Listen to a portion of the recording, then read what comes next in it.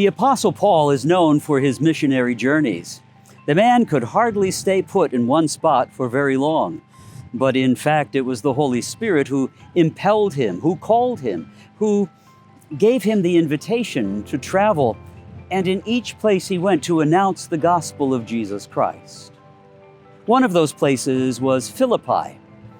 Paul would later write a letter to the Philippians, but in that town, as he first announced the gospel of Jesus, he was together with Timothy and Silas, his companions. We're told in the Acts of the Apostles that they wanted to find a place of prayer. And so they thought if they went near a body of water, perhaps a creek or a stream, they would find a lovely place for prayer. When they got there, they found there were women already praying there. And one of them was named Lydia. Now, Lydia, we're told, is a dealer in purple goods.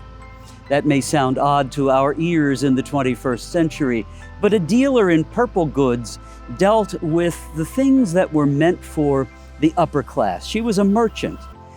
Purple goods were those things, not just textiles, but articles that only the royalty and the wealthy could afford. You see, the color purple was reserved for royalty.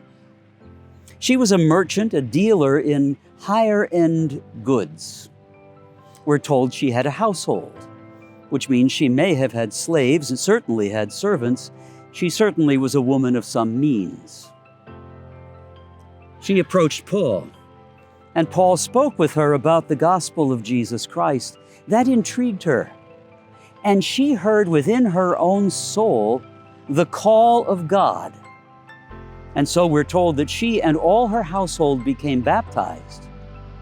They responded to the call that came to them through the words of St. Paul, who himself was responding to the call of God.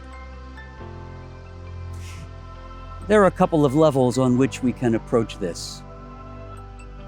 If we receive a call from God to speak the truth to someone, to correct them in their sins, to remind them of the love of God, to invite them to a deeper faith, it may be that that call is for us, but it's also for someone else. And if that person hears it, it may be for their household and others as well.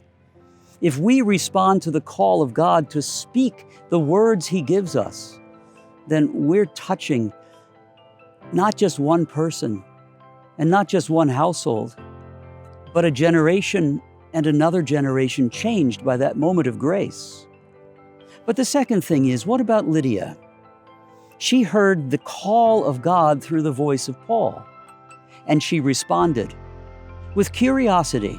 You see, she had already been at that place praying. She believed in God. We're told she was God-fearing.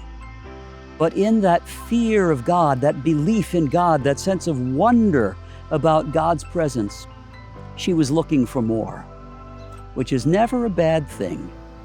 If we approach every encounter in life, if we wake each morning to a new dawn, if we walk through the day expecting more from God, we'll never be disappointed. The call of God comes to us throughout the day in 1,000 ways. Listen to that call, respond to that call.